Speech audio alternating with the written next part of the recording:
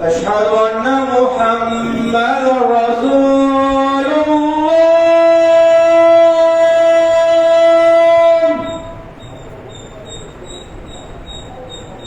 أشهد أن محمدا رسول الله.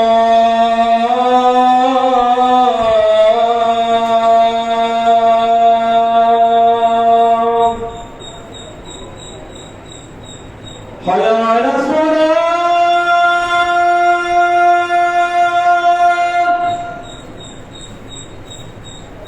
حي على الصلاة.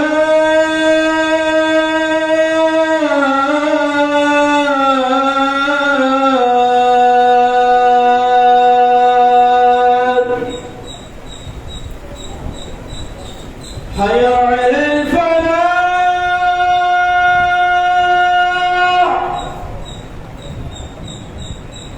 حي على الفلاح.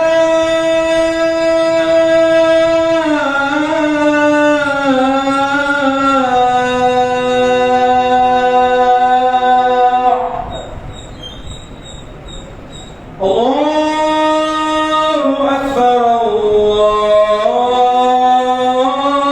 الله أكبر. لا إله إلا الله.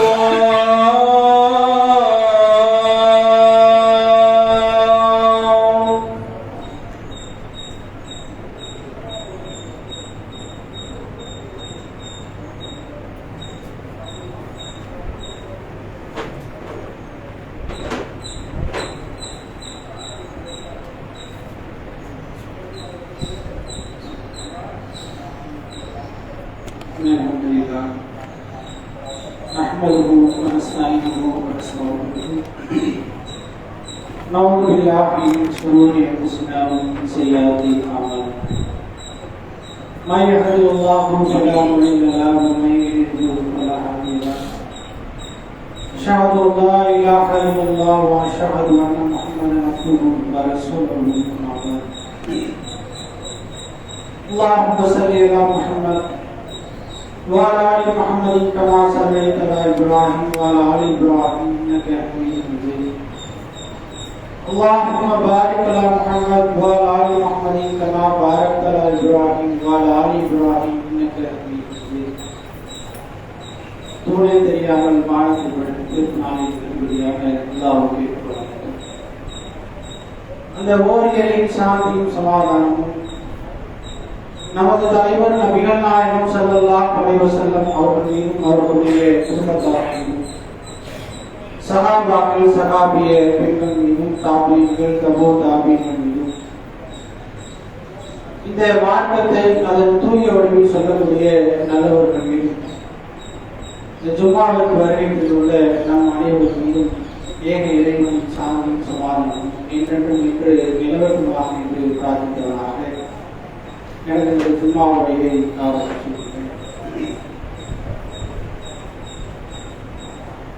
அல்லாஹ் தஆலா பல்வேறு படைப்புகளை இந்த பூமியில் படைத்தாலும்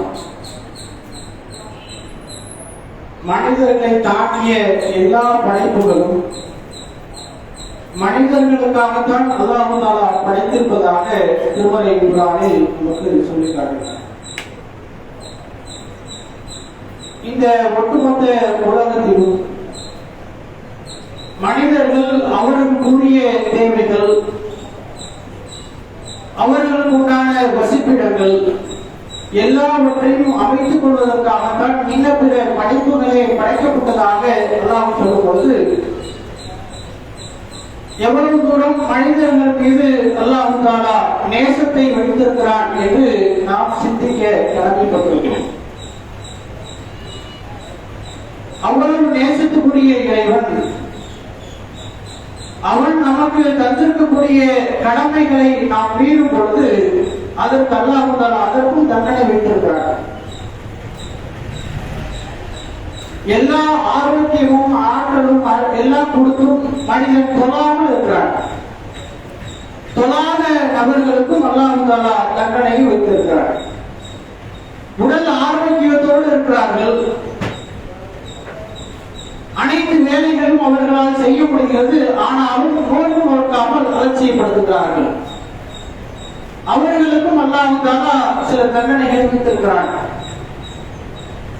சில நபர்களுக்கு அல்லாஹ் தஆலா பெரும் பொருளாதாரத்தை வழங்கினாலும் அந்த பொருளாதாரத்தை தன் வசம் வைத்திருப்பது அவர்கள் சிறந்ததாக எண்ணுகிறார்கள்.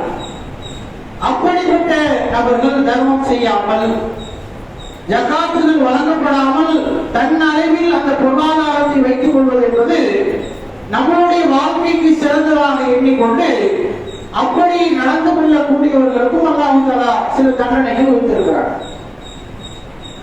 அதே போல அதே பொருளாதாரத்தை வைத்துக் கொண்டு ஹஜ்ஜுடைய கடமை அவர்களால் ரொம்ப எளிமையாக நிறைவேற்ற முடிந்த சூழலை அமைக்கும் அவர்கள் அதை செய்யாமல் அலட்சியப்படுத்திக் கொண்டிருக்கிறார்கள். இப்படியான மனிதர்களும் இருக்கிறார்கள். அவர்களுக்கும் அல்லாஹ் தஆலா சில தண்டனைகளை விதித்திருக்கிறார். அவன் நமக்கு விதித்த கட்டுப்பாடுகள் கடமைகளை மீறும் பொழுது தண்டனைகளை பற்றி இறைவன் பேசுகிறான். ஆனால்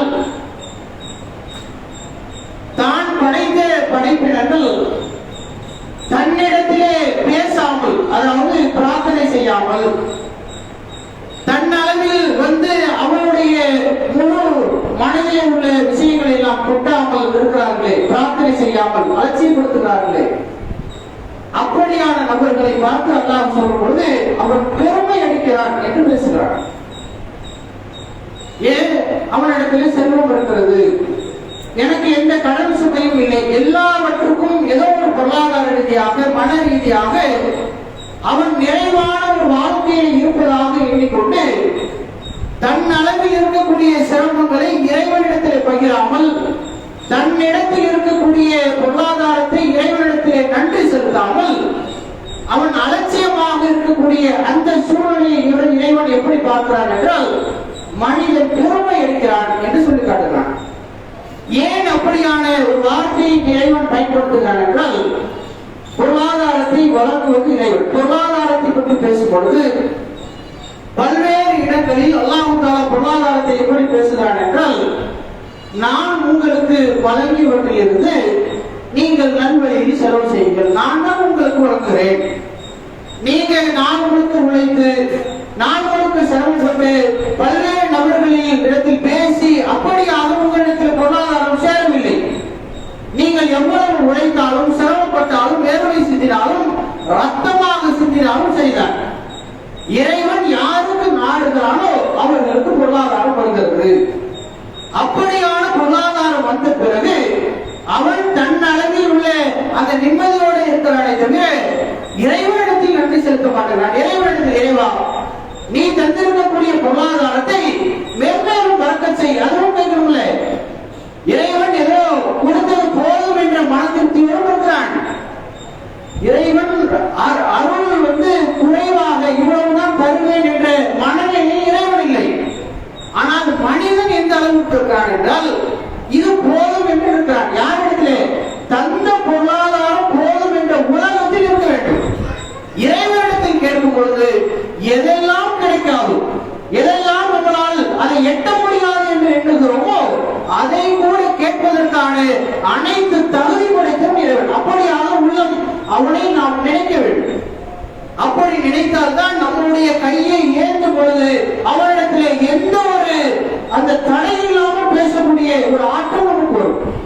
இறைவன் இவ்வளவுதான் தருவான், இதை செய்வான், இதற்கு மேல் செய்ய மாட்டான் என்பது போன்ற சிந்தனைகள் ஒரு முஸ்லீமுக்குள் வந்துவிட்டால் அப்படியான நம்பிக்கை இருப்பதை தவறு என்பதை நாம் உணர வேண்டும். இறைவனிடத்தில் பிரார்த்தனை செய்யும் பொழுது பல்வேறு இடங்களில் நபிமார்கள் பிரார்த்தனை செய்வார்கள். ஜக்கரியா அலைஹிஸ்ஸலாம் அவர்கள் பிள்ளை பெற்ற அந்த அருள் இல்லாமல் இருந்து விட்டார்கள்.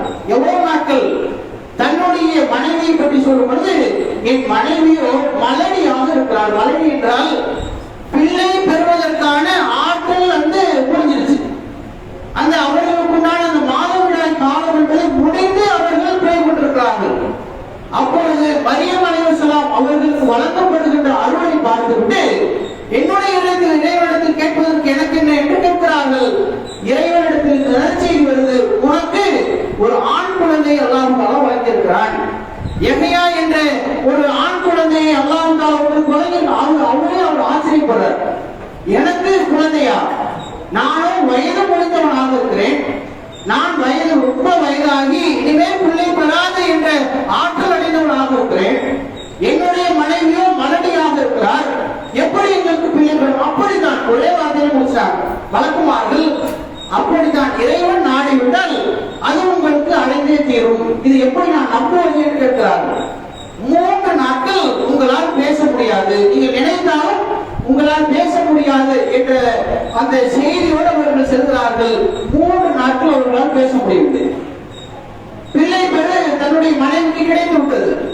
அப்படியாக ஒரு அருள் என்றால் இறைவனால் இதற்கு பிறகு கிடைக்காது என்ற ஒரு சூழ்நிலை மனிதனுக்கு உள்ளத்தில் ஏற்படுமே, அப்படியான உள்ளம் என்பது முஸ்லிம்களுக்கு வரக்கூடாது.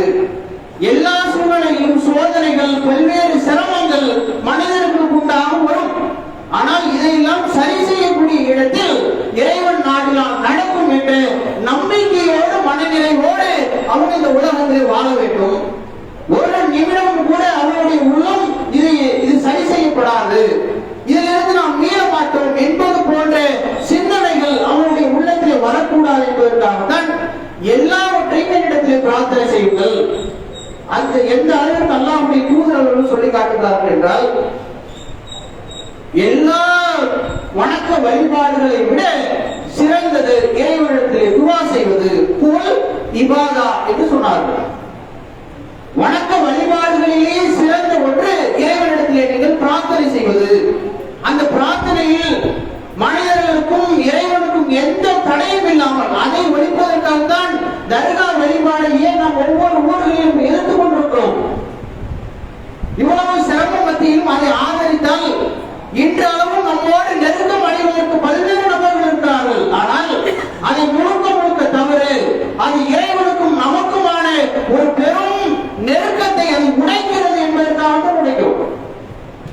ஒவ்வொரு நாளும் இவரிடத்திலே நீங்கள் கேட்டு இறைவனிடத்திலே பெறுவது என்பது இறைவன் விரும்பவில்லை. தன்னளவில் ஒவ்வொரு முஸ்லீமும் தனக்கு என்ன தேவையோ அதை நேரடியாக இடத்தில் கேளுங்கள். அதைத்தான் இறைவன் விரும்புகிறார். உங்களுக்கு உண்டான ஒரு செருப்பு அறிந்து விட்டால் அல்லாஹ்வுடைய தூதர் என்று சொன்னார்கள், உங்களுடைய நீங்கள் நடந்து செல்லும் பொழுது உங்களுடைய செருப்பினுடைய வார் அறிந்து விட்டால் கூட இறைவனிடத்தில் கேளுங்கள், அவன் அதை சரி செய்வான். ஒரு பிரயாணம் ரத்து செய்யப்படுகிறது, ஏதோ ஒரு இடையிலே நாம் ஏதோ ஒரு வகையிலே விட்டு விட்டோம், அதற்கும் இறைவனிடத்தில் அனைத்திற்கும் இறைவன் கேட்பவனாக இருக்கிறான். அதுதான் சமீனா அத்தானா என்ற பல்வேறு வார்த்தைகள் அல்லாஹ் தஆலா நமக்கு திருமறை குர்ஆனில் போடுகிறார். கேட்பவனாகவும் அதை செய்பவனாகவும் இருக்கிறான். அப்படியான ஒரு இறைவனை வைத்துக் கொண்டு பல்வேறு நேரங்களில் நம்மளுடைய துயரங்களை நமக்குள் வைத்துக் கொண்டே இருக்கும். பல்வேறு நேரங்களில் நாம செழிப்பாக இருந்தாலும் அல்லது ஏதோ ஒரு வகையில் சோதனைக்கு உள்ளாக்கப்பட்டாலும் அனைத்திற்கும் நமக்கு பேசுவதற்கு எந்த தடையும் இல்லாமல் ஒருவர் இருக்கிறார்கள் என்றால் அது அல்லாஹ்வை தவிர வேறு யாரும் இல்லை. நம் உள்ளத்திலே படுகின்ற பல்வேறு சோதனைகள், சிரமங்கள், இதையெல்லாம் நாம் ஒருவரிடத்தை மனைவியிடத்திலே சில நேரங்களில் பகிர முடியாது, தாயிடத்திலே பகிர முடியாது, தந்தையிடத்திலே பகிர முடியாது, எவ்வளவு நெருக்கத்துக்குரிய பிள்ளையாக இருந்தாலும் பகிர முடியாது. நம்மளுடைய சோதனைகளையும் சிரமங்களையும் போக்கக்கூடியவரிடத்தில் பகிர்ந்தால் அது சிறப்பானதாகும். இறைவன் அதை விரும்பக்கூடியவனாகவும் இருக்கிறார். மன்னிப்பு இருக்குல்ல, சக மனிதர்கள் கூட மன்னிப்பு விரும்ப மாட்டாங்க. அல்லாஹ் தஆலா எப்படி நமக்கு துஆவை சொல்லித் தரான் என்றால், ரமலானுடைய மாதங்களில் நீங்கள் இறைவனிடத்தில் துஆ செய்ய அல்லாஹ்வுடைய தூதர் என்று சொல்லி காட்டினாங்க. அந்த துஆவுடைய வாசல் எப்படி அமைகிறது என்றால், இறைவா நீயே பாவங்களை மன்னிப்பவன், மன்னிப்பை விரும்பக்கூடியவன் என்று சொன்னார்கள். மன்னிப்பை இறைவனிடத்தில் கேட்டால் அதை கேட்பதற்கு இறைவன் விரும்புகிறான். நீங்கள் தவறு செய்யக்கூடியவர்கள், அப்படியான தவறு செய்யக்கூடிய நீங்கள் ஒரு நேரத்தில் அதை திருத்தி என்னிடத்தில் பாவ மன்னிப்பு கேளுங்கள். அல்லாஹ் தஆலா திருமறை குர்ஆனில் பேசும் பொழுது, நான் மனிதர்கள் செய்யக்கூடிய அவர்கள் செய்யக்கூடிய பாவத்திற்காக நாம் உடனுக்குடன் தண்டிப்பதாக இருந்தால் இந்த உலகத்தில் ஒருவர் கூட மிஞ்ச மாட்டார்கள், ஒரு மனிதர்கள் கூட மிஞ்ச மாட்டார்கள். நான் அவர்களுக்கு அவகாசம் அளிக்கிறோம். ஏதோ ஒரு வகையில் அவர்கள் திருந்தி மனம்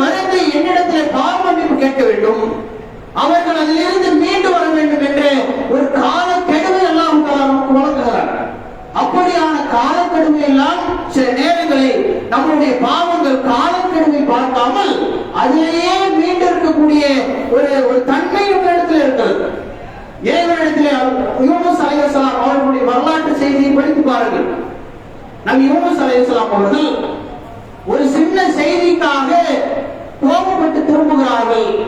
அல்லாஹ் தஆலா எப்படியான வார்த்தைகளை போடுகிறார் என்றால், இந்த மீனுடையோர் மீது நாம் சக்தி பெற மாட்டோம் என்று அவர் எண்ணிக்கொண்டார். அவரை நாம் ஒரு இக்கட்டான சூழ்நிலையில் செலுத்த மாட்டோம் என்று எண்ணிக்கொண்டார் என்று வார்த்தைகளை அல்லாஹ் தஆலா போடுகிறார். யாருக்கு? ஒரு நபிக்கு அல்லாஹ் தஆலா போடும் பொழுது நாம் எல்லாம் இப்படியான ஒரு நடவடிக்கையிலே இருக்கிறோம். எந்த சூழ்நிலையில் நாம் நடந்து கொள்கிறோம், எப்படியான ஒரு சூழ்நிலையை நாம் அமைத்துக் கொள்வோம் என்பதை எல்லாம் சிந்திக்க கடமைப்பட்டிருக்கிறோம். லா இலாஹ இல்லா அன்த சுப்ஹானக இன்னி குன்து மினல் ஆலிமீன். யூனுஸ் அலைஹிஸ்ஸலாம் அவர்கள் கேட்கிறார், இறைவா நீயே கூறியவன், நாங்கள் அநியாயக்காரர்களாக ஆகிவிட்டோம் என்று அவர் என்னிடத்தில் பிரார்த்தனை செய்தார். அந்த பிரார்த்தனையை பற்றி எல்லாம் பேசும் பொழுது, ஒருவேளை அவர்கள் இப்படியாக கேட்காமல் இருந்திருந்தால் உலகம் அழியும் வரை அவர் ஒரு அடையாளமாகவே இருந்திருப்பார் என்று சொல்லி காட்டுகிறார் யூனுஸ் அலைஹிஸ்ஸலாம் அவர்கள்.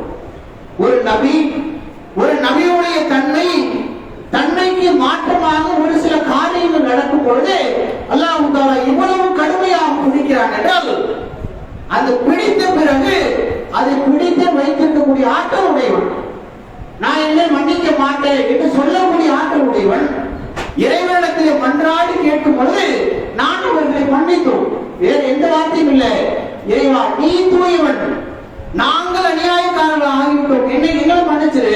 அவ்வளவுதான். இரண்டே வார்த்தைகளை போட்டார்கள், போட்டுக்கொண்டே இருந்தார்கள் இறைவனிடத்தில். அந்த துஆவை அல்லாஹ் தஆலா அங்கீகரிக்கிறான். அங்கீகரித்து அவர்களை மன்னித்து திரும்பவும் அதே இடத்திற்கு நபியாக அல்லாஹ் தஆலா ஆக்குகிறான் என்றால், இறைவன் நாடினாள் என்றால் அனைத்தையும் மன்னிக்கக்கூடியவனாக இருப்பான். அந்த மன்னிப்பில் நாம் தொய்வற்றவர்களாக இதெல்லாம் அல்லாஹ் மன்னிக்க மாட்டான் என்று பல்வேறு காரியங்களை அதே தவறை மீண்டு கொண்டே இருக்கிறோம்.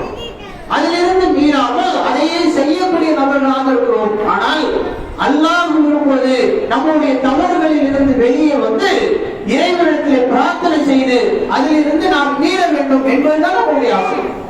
என்னிடத்தில் கேளுங்கள், என்னிடத்தில் அனைத்தையும் சொல்லுங்கள், எனக்கும் உங்களுக்கும் எந்த குறையும் இல்லை என்று பேசுகிறார். அத்தாவுக்கும் மகனுக்கு கூட ஒரு லிமிட் வச்சிருப்போம். இதெல்லாம் என்ன கேட்க கூடாது, எல்லாம் உங்க அம்மாவோட வச்சு கேட்பாங்க. சில நபர்களுடைய வார்த்தைகள் அப்படி அமைப்பு. சில அத்தாமார்கள் நெருக்கமாக இருப்பார்கள். சில பேர்கள் இதெல்லாம் இவ்வளவுதான் இருக்கணும், இதெல்லாம் தாய்க்கும் தந்தைக்கும் ஒன்று இருக்கும். அதே போல மகனுக்கும் தந்தைக்கும் ஒரு மாதிரி இடைவெளி இருக்கும். ஆனால் எந்த ஒரு இடைவேளையும் தடையும் இல்லாமல் நேரடியாக அனைத்தையும் தன்னிடத்தில் கேளுங்கள், நான் உங்களுக்கு தருபவனாக இருக்கிறேன் என்று சொல்லி காட்டுகிறான் என்றால் எவ்வளவு தூரம் நமக்கும் இறைவனுக்குமான அந்த நெருக்கம் இருக்கிறது என்று பாருங்கள். பிரார்த்தனையிலே துளி கூட நமக்கு ஒரு தொய்வு இல்லாமல் நாம் இறைவனிடத்தில் பிரார்த்தனை செய்ய வேண்டும். அதே போல அல்லாஹ்வுடைய தூதர் அவர்கள் பல்வேறு நேரங்களில் துஆ சொல்லி தரும் பொழுது எல்லா துஆக்களிலும் இரண்டை சுட்டிக்காட்டி கேட்பார்கள். ஒன்று, இந்த உலகத்தில் வாழும் பொழுதும் இறைவா எனக்கு சிறந்ததை நீ தந்துவிடு, மறுமையிலும் இறைவா எனக்கு சிறந்ததை தந்துவிடு. நாம் துஆ செய்யும் பொழுதெல்லாம் உலகத்தில் என்ன தேவைகள் இருக்கிறதோ, என்னென்ன வேணுமோ, எப்படி எல்லாம் இருக்க வேண்டுமோ, நோய் இல்லாமல் செல்வத்தோடு இப்படி இருக்க வேண்டும் என்று ஆசைப்படுகிறோம். அந்த ஆசை தவறில்லை, அதெல்லாம் இறைவனிடத்தில் கேட்க வேண்டும். ஆனால் இறைவனிடத்திலே ரெண்டையும் சேர்த்து கேட்க வேண்டும். அப்படி அல்லாஹ்வுடைய தூதரவர்கள் நமக்கு சொல்லிக் கொடுக்கிறாங்க. ஒன்று, இந்த உலகத்தில் வாழும் பொழுது எது சிறந்ததாக இருக்கிறதோ அதை எனக்கு இறைவா நீ பெற்றுத்தரு. அதே போல நாளை மறுமையில் எது எனக்கு சிறந்ததோ இறைவா அந்த செய்வ எனக்கு கொடுத்து விடுவாயாக என்று எல்லா நேரங்களிலும் அல்லாஹ்வுடைய தூதரவர்கள் இரண்டையும் சுட்டி காட்டி கேட்கக்கூடிய ஒரு துஆவாயை அல்லாஹ்வுடைய தூதரவர்கள் அமைத்திருந்தார்கள். இப்படியான துஆவையும் நம்முடைய ஒவ்வொரு நாளிலும் நாம் அமைத்துக் கொள்ள வேண்டும். அதே போல நபிகள் நாயகம் ஸல்லல்லாஹு அலைஹி வஸல்லம் அவர்கள் பயனற்ற கல்வியில் இருந்து இறைவா உன்னிடத்திலே பாதுகாப்பு கேட்கிறேன் என்று கேட்பார்கள். பயனற்ற கல்வி என்றால் எது இந்த உலகத்திலும் மறுமையில் நமக்கு பயனே இருக்காது. அதுக்கு பெரும் உதாரணம் நாம வச்சிருக்க செல்போன். இன்றைக்கு இந்த செல்போன்கள் வழியாக தெரியாத ஒரு இடத்திற்கு கூட எளிதாக சென்று விடலாம். இன்னைக்கு ஒரு மேப்ல ஒரு இடத்தை போறோம், அந்த இடத்துக்கு இவ்வளவு ஒரு நாள் நம்ம போயிருக்க மாட்டோம். இன்றைக்கு நாம் போக வேண்டும் ரொம்ப எளிமையா போயிடலாம். அதே போல ஒரு வார்த்தைக்கு உண்டான அர்த்தங்கள், இதெல்லாம் என்ன அர்த்தம், அல்லது இந்த வார்த்தையில என்ன ஒரு மருந்து இருக்கு. முன்பெல்லாம் டாக்டர் என்ன மருந்து போடுறாரோ அந்த மருந்து என்னவோ அது நல்லதுன்னு சாப்பிடுவாங்க. இன்னைக்கு அப்படி இல்லை.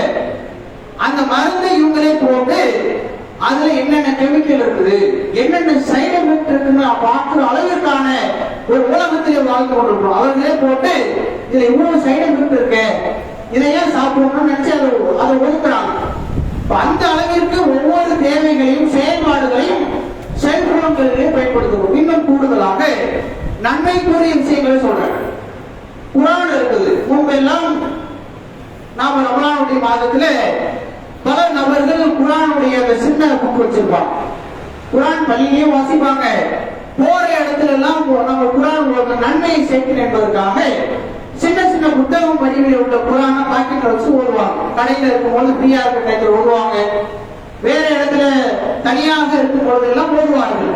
இன்றைக்கு அப்படியான எந்த சூழ்நிலையும் இல்லை. போன் எடுக்கிறாங்க, குர்ஆனுடைய ஆப் இருக்குது, ஓபன் பண்ணா எல்லா இதுவும் தெளிவாக கண்ணாடி போட்டுலாம் இன்னைக்கு படிக்கல, ரொம்ப தெளிவாக படிக்கக்கூடிய பல்வேறு சிறப்புகள் இருக்கு, எல்லா பல்வேறு நன்மைகள் இருக்கு. ஆனால் அதே போல ஒரு மனிதன் எந்த அளவுக்கு தவறு செய்ய முடியுமோ அந்த கேடுல இருக்கு. அந்த கேட்டினுடைய விளைவு இன்றைக்கு சிறு வயதில் இருக்கக்கூடிய குழந்தைகள் உட்பட எதை அல்லாஹ் தஆலா பெரும் பொக்கிஷம் என்று சொல்லி காட்டுகிறார், அந்த மூளை வழங்கக்கூடிய அளவிற்கான அனைத்தும் இந்த செல்போன்ல இருக்கு. அப்போ பயனற்ற கல்வி, இறைவா பயனற்ற கல்வியில் இருந்து உன்னிடத்திலே பாதுகாப்பு கேட்கிறேன் என்றால் இந்த செல்போன்ல பார்க்கின்ற அனைத்து விஷயங்களும் நமக்கு பயனுள்ளது இல்லை என்றுதான் அர்த்தம். பயனுள்ளதாக நாம் பார்க்க வேண்டும் என்றால் படைத்தவனுக்கு தான் தெரியும் எது உனக்கு பயன், எது உனக்கு பயன் இல்லை என்பதை அவன் அவனுடைய மூளையிலே போட்டு விட்டான் என்றால் இது சிறந்ததை எடுத்துக்கொள். நீங்க படிக்கும் பொழுது இது சிறந்தது இல்லை தெரியும். அதுக்கு பெரும் உதாரணம் நாம உதாரணம் கேம். இன்னைக்கு கேம்கள் அடிஷன் என்பது 60-70 வயசு உள்ள நபர்களுக்கே போயிடுச்சு. என்ன சொல்றாங்கன்னா, ரொம்ப நேரம் வேலை பார்த்து வந்துட்டேன், ரொம்ப வேலை டென்ஷனை குறைக்கிறது இன்னைக்கு கேம் நினைக்கிறான். வெளியில விளையாடுற கேம், உடல் ரீதியாக தொய்வடையக்கூடிய அந்த கேமை விட செல்போன்ல விளையாடுற கேம் பெரிய மன உளைச்சலில் இருந்து அது பாதுகாப்புன்னு நினைக்கிறான். சிறு வயது குழந்தைகளுக்கு எல்லாம் இன்றைக்கு மூளை வளர்க்கப்படுவதற்கான மிக முக்கியமான காரணம் பயனற்ற கல்வியிலிருந்து வரக்கூடிய இந்த கேம்கள் தான். சின்ன சின்ன 12 வயது குழந்தைகள்லாம் ஒரு 12 வயசு பையன் துப்பாக்கி எடுத்துட்டு ரோட்ல போறான். ஆர்மி ட்ரெஸ் மாதிரி ஒண்ணு போட்டு எங்கடா போறான், ஒரு கேமரா எடுத்துட்டே கேட்கிறாரு, ஹிந்தியில கேட்கிறாரு, எங்க போற? அங்க 4 பேர் உட்கார்ந்து இருக்கா, அவனை சுட போறாங்க, ஒரு காருக்கு பின்னாடி விழுந்துருக்கானா. அது எவ்வளவு, இதுதான் மைண்ட்ல பதிஞ்சிருக்கு. ஒரு சிறு குழந்தையுடைய இப்படியான ஒரு பாதிப்பு என்பது, அப்படி பாதிப்படைந்த பெற்றோர்களுடைய மனநிலையை நீங்க யோசித்து பாருங்க. அவங்க வெளியில பேச முடியுமா? ஒரு சக தோழி இடத்துல கூட பேச முடியாது. என் மகன் இப்படி ஆயிட்டான் அப்படின்னு சொல்வதற்கு வெட்கப்படுவார்கள். காரணம் என்னவென்றால் செல்போனை அவனுக்கு கொடுத்து கேட்டுவான். நீ அவ்வளவு விளையாட நீ ஏன் பார்த்து ரசித்து கொண்டிருந்தாய், இதெல்லாம் கேட்பாங்கல்ல. இதற்கு அவங்க வெட்கப்படுவார்கள். ஆனால் அவர்களுடைய மனநிலையிலிருந்து நாம் பார்த்தால் எவ்வளவு வேதனைக்குள்ளாக ஒரு மனிதனுடைய சிறப்பு என்றாலே அது அவனுடைய மூளை பாதிப்படைந்து விட்டால் அவன் அணிந்திருக்கக்கூடிய ஆடை என்னவென்று அவனுக்கு தெரியாது, ஆடை அணிந்திருக்குமா இல்லையா என்று கூட தெரியாது. அப்படியான ஒரு சிறப்புடைய ஒரு பயனுடைய ஒரு மூளையை, அறிவை எப்படியாக இன்றைக்கு பயனற்ற ஒரு கல்வி என்பது மனிதனுடைய மூளையில் உட்கார்ந்து எப்படி மாற்றிக் கொண்டிருக்கிறது என்று பாருங்கள். அவனால் சிறப்பாக படிக்க முடியவில்லை. நல்ல ஓடிக்கொண்டிருந்த குழந்தைகள் ஓடாமல் ஒரே இடத்தில் உட்கார்ந்து, ஒரு நல்ல வயதில் பேசக்கூடிய ஆற்றலுடைய குழந்தைகள் இன்றைக்கு பேச முடியாமல் தவிக்கிறது. பேசவே இல்லை. ஏன்? தாய் தந்தையிட்ட பேசினால்தான் பேச்சுகள் வளரும். 3 வயது குழந்தை 5 வயது வரை பேசாமல் இருக்குது. காரணமாக அவர் சொல்வது செல்போன்கள் காட்டுவதை குறையுங்கள். பயனற்ற கல்வியுடைய அந்த விளைவு குழந்தைகளுக்கு எவ்வளவு பெரிய பயனற்ற ஒன்றாக மாறுகிறது என்று பாருங்கள். நம்மளோட ஒட்டுமொத்தமாக பாசம் இருந்த பிள்ளைகளுடைய வளர்ச்சி என்பது சிறப்பாக அமைய வேண்டும். அவர்களுக்காக தான் துவா செய்கிறார்கள், அவர்களுக்காக தான் நாம் உழைக்கிறோம், அவர்களுக்காக தான் பாடுபடுகிறோம். ஒவ்வொரு நாளும் சாப்பாடு தான் உண்ணவில்லை என்றாலும் தன்னுடைய பிள்ளை உன்னுடையதான் தந்தை வந்து கேட்பார், உள்ள சாப்பிட்டானா நீ சாப்பிட்டியா கேட்டுதான் சாப்பாட்டுல கைய வைக்கக்கூடிய பல தந்தைமார்கள் இருக்கிறார்கள். தாயாக இருந்தாலும் கொஞ்சம் சோறு இருந்தாலும் பிள்ளை சாப்பிட்ட பிறகு சாப்பிடுவான். ஏன் இவ்வளவு தூரம் பாசம் இருந்த பிள்ளைகள் வளரும் பொழுது அறிவற்ற ரீதியிலே போகிறார்கள் என்றால் அது எவ்வளவு தூரம் கவனிக்கப்பட வேண்டிய ஒன்று என்பதை நாம் சிந்திக்க கடமைப்பட்டிருக்கிறோம். பயனற்ற கல்வியில் இருந்து இறைவா உன்னிடத்திலே பாதுகாப்பு தேடுகிறேன். இறை தூதர் அவர்கள் பல்வேறு நேரங்களில் அவர்களுடைய துவாவில் ஒன்றாக வைத்திருந்தார்கள். இப்படி பல்வேறு துவாக்கள் நாளை மறுமையிலேயும் இம்மையிலேயும் பயனுள்ள ஒன்றை இறைவனிடத்தில் கேட்டுக்கொண்டே இருக்க வேண்டும். அப்படியாக கேட்டு இறைவனிடத்திலே ஒரு பெரும் பாக்கியம் அடைந்தவர்களாகவும் இம்மையும் மறுமையிலும் இறைவன் வெற்றி அடை செய்வானாக என்று துவா செய்வனாக என்னுடைய முதல் உரையை நிறைவு செய்கிறேன். வாக்கு தவறாக தெளிவாக்கி அஸ்ஸலாமு அலைக்கும் வரஹ்மத்துல்லாஹி.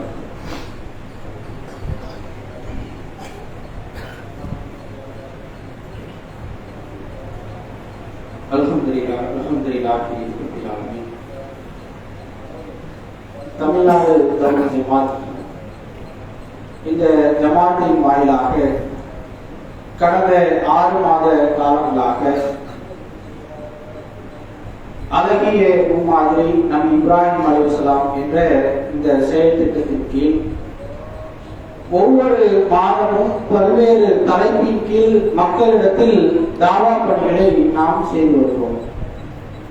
அதில் இந்த மாதத்திற்கான செயல் திட்டமாக நபி இப்ராஹிம் அலைஹிஸ்ஸலாம் அவர்களும் அவர்களுடைய பிரார்த்தனைகளும் என்ற தலைப்பில் வழங்கப்பட்டிருக்கிறது.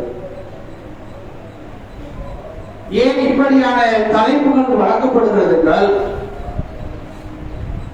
பிரார்த்தனை சம்பந்தமாக நாம் அனைவரும் அறிந்த பல்வேறு செய்திகள் இருந்தாலும் ஒவ்வொரு முஸ்லிம்களுக்கும் தன்னுடைய வாழ்வை சரியாக அமைத்துக் கொள்வதற்கும் மனரீதியான பல்வேறு பிரச்சனைகளை ஒருவரிடத்தில் கொட்டி தீர்ப்பதற்கும் அதற்கு மிக லேசானதாகவும் ஒரு பெரிய நன்மைக்குரிய ஒன்றாகவும் அல்லாஹ் வைத்திருப்பது இந்த பிரார்த்தனை. இந்த பிரார்த்தனையிலே பல்வேறு நபிமார்கள் தங்களுக்கு தேவையான பல்வேறு காரியங்களை சிறந்ததாக அமைத்துக் கொண்டார்கள். நபி இப்ராஹிம் அலைஹிஸ்ஸலாம் அவர்கள் அவர்களுடைய பிரார்த்தனை என்னவாக இருந்தது என்றால், இறைவா என்னையும் என்னுடைய பிள்ளைகளையும் உன்னை வணங்கக்கூடிய கூட்டத்தில் ஒருவர்களாக அமைத்துக் கொள். இது கேட்கும் பொழுது சாதாரணமாக இருக்கும். ஆனால் இதுதான் மிக மிக மிக முக்கியத்துவம் வாய்ந்த வார்த்தைகளிலே ஒன்று. ஏன் நாம ஒரு காலகட்டத்துக்கு பிறகு இறந்து விடுவோம். நம்முடைய பிள்ளை முன்பின் இருக்கும். ஆனால் அதிகப்படியாக வயது முடிந்தவர்கள் இறப்பார்கள். நம்முடைய பிள்ளைகள் அதற்கு பிறகு வரும் பொழுது அவர்களும் இறைவனை மாற்றம் வணங்கக்கூடியவர்களாக இருக்க வேண்டும். அவர்களுடைய சிந்தனையில் வேறு மாதிரியான அறிவுகள் போய்விட்டால் அது நாளை மறுமையில் மிகப்பெரிய கை சேதத்தை ஏற்பட்டுவிடும். மறுமை என்பதே இல்லாமல் நரக நெருப்பக்கூடியவர்களாக ஆகிவிடுவார்கள். அப்படியாக நம்முடைய பிள்ளைகள் இருந்து விடக்கூடாது. அதனால்தான் நபி இப்ராஹிம் அலைஹிஸ்ஸலாம் அவர்கள் என்னையும் என்னுடைய குடும்பத்தார்களையும் உன்னை வணங்கக்கூடியவர்களாக வைத்திருப்பாயாக. அது இப்படி ஒவ்வொரு நபிமார்களும் துவா செய்தார்கள். இந்த துவாக்கள் என்பது நம்முடைய பிள்ளைகளுக்கு அன்றாட அவர்களுடைய வாழ்க்கையில் சிறந்ததாக அமைய வேண்டும் என்றால் ஒவ்வொரு நேரங்களிலும் பிரார்த்தனை என்பது அவர்களுக்கு மிக அவசியமானது. கல்விக்காகவும் அறிவுக்காகவும் இன்னும் பிற அவர்களுடைய வாழ்க்கையினுடைய நடைமுறை காரியங்களுக்காகவும், ஏன் ஒரு டாய்லெட்டுக்கு போனா கூட துவா செய்யுங்க எதுக்கு சொல்லி கொடுத்தாங்க? டாய்லெட்ல இருந்து வெளியே வரும்போது துவா செய்யுங்க. ஒருவர் தும்பினால் இறைவனிடத்திலே துவா செய்யுங்கள். தும்பியவருக்கு நீங்கள் பதில் சொல்லுங்கள். அவருக்காக நீங்கள் திரும்பவும் பிரார்த்தனை செய்யுங்கள். பிரார்த்தனை என்பது அவ்வளவு இறைவனிடத்தில் நெருக்கத்துக்குரியதாகவும் பல்வேறு பாவங்களை இறைவன் மன்னிக்கக்கூடிய ஒன்றாகவும் இருக்கிறது. அந்த பிரார்த்தனையை நாம் நம்முடைய பிள்ளைகளுக்கு அதிகமாக மனனம் செய்ய வேண்டும். அதே போல நாமும் முடிந்த அளவு அதிகமான பிரார்த்தனைகளை நம்மளுடைய சில நேரங்கள் நமக்கு ஃப்ரீயா இருக்கும், அப்பதான் அதை மனப்பாடம் செய்து நம்மளுடைய வாழ்வில் எப்பொழுதெல்லாம் நடைமுறைப்படுத்த முடியுமோ. லா இலாஹ இல்லல்லாஹ் வஹ்தஹு லா ஷரீக லஹு லஹுல் முல்கு வ லஹுல் ஹம்து வ ஹுவ அலா குல்லி ஷைஇன் கதீர். இது சாதாரண ஒரு துவா. இதை ஒரு 100 முறை ஓதினால் நம்மளுடைய பாவங்கள் எல்லாம் மன்னிக்கப்படுகிறது. 100 பாவங்கள் மன்னிக்கப்படுகிறது, 100 நன்மைகள் நமக்கு எழுதப்படுகிறது. இதெல்லாம் சாதாரணமாக நம்மளுடைய வாழ்வில் அன்றாட நாம் ஃப்ரீ டைம்ல ஓதிக்கிட்டே இருக்கலாம்.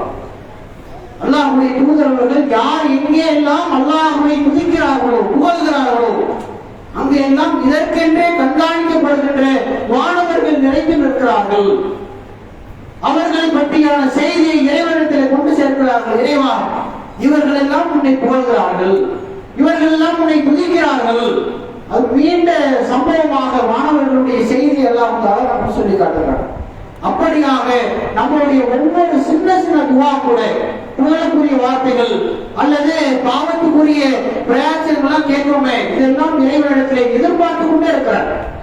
அப்படி எதிர்பார்க்கக்கூடிய இறைவனிடத்தில் நாம் அந்த முழுமையாக நம்முடைய உள்ளங்களில் இருப்பதையும் நாம் செய்யக்கூடிய தவறிலிருந்து மீண்டும் அவனிடத்தில் பிரார்த்தனை செய்து இறைவனை மன்னிக்கக்கூடிய மக்களாகவும் நாளை மறுமையை வெற்றியடையக்கூடிய நன்மக்களாகவும் அல்லாஹ் தஆலா உங்களை என்னை புரிவானாக. வாசல் தானாலும்